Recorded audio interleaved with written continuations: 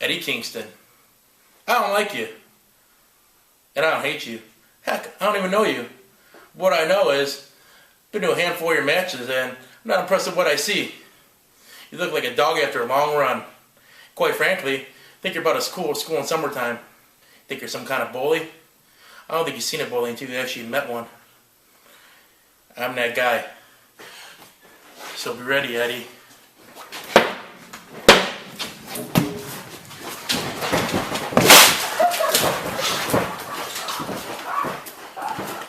Because sometimes bullies bully bullies.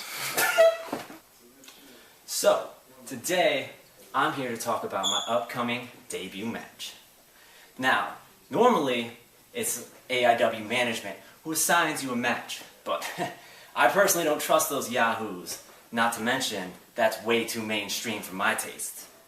So, I'm here to call out my debut opponent, and I want Jimmy Jacobs.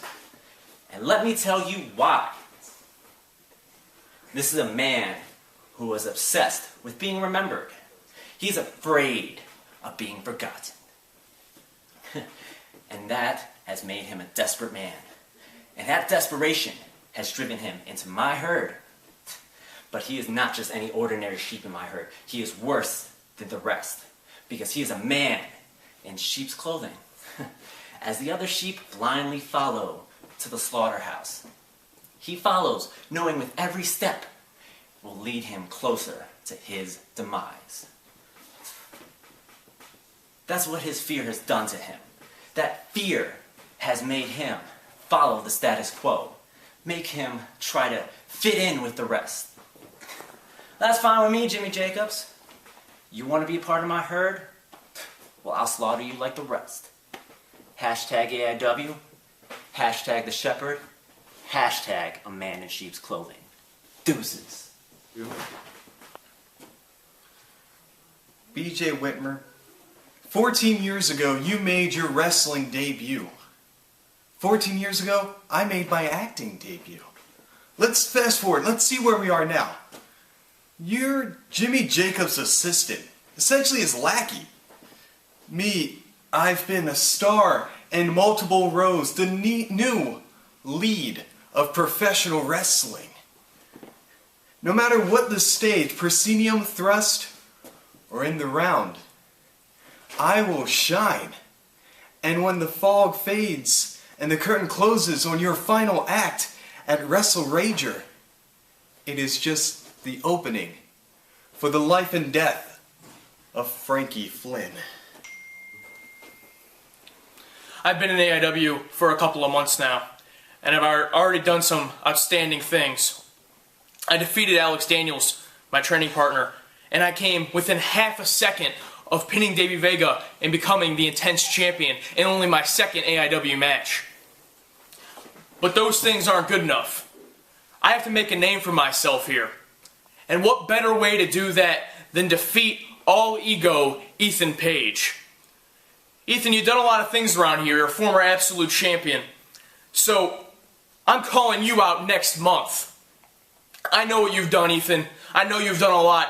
You've battled Michael Elgin, Tim Donst, Johnny Gargano. You've battled with some of the best. But you haven't fought a Sing warrior.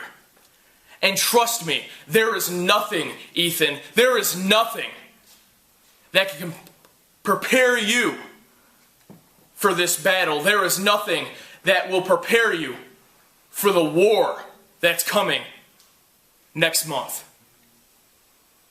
Hey, Colt Cabana, how you doing?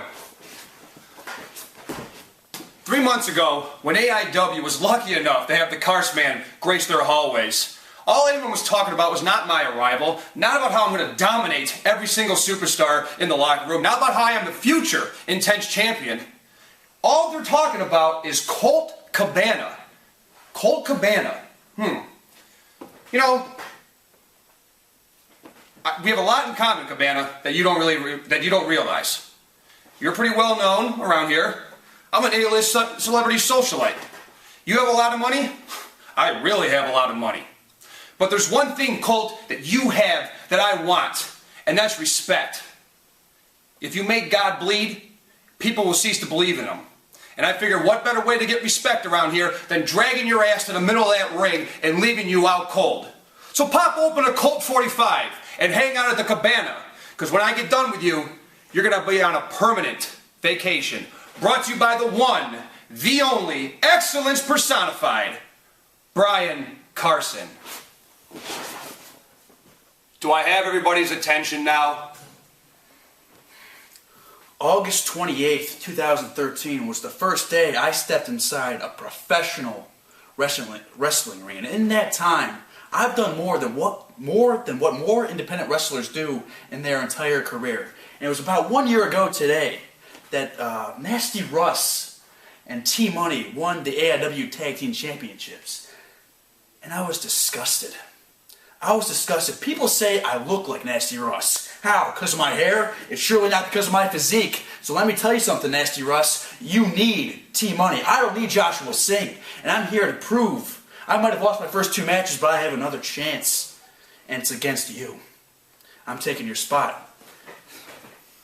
Ultra Mantis Black. I look at you and I see someone worthy of respect and admiration. I don't come across that often these days. You see, there was a point in my life when the wrestlers on TV stopped becoming people I could relate to. So I took a step back. I became more involved in political activism.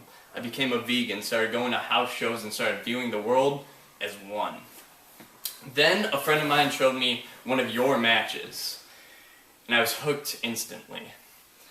I saw a punk rock, vegan, professional wrestler who ain't afraid to let his freak flag fly. And I knew that was the next step in my evolution. So I went to AIW and I trained just for the off chance that one day you and I might be able to square off in the ring. And that day, it's coming. Wrestle Rager 2014.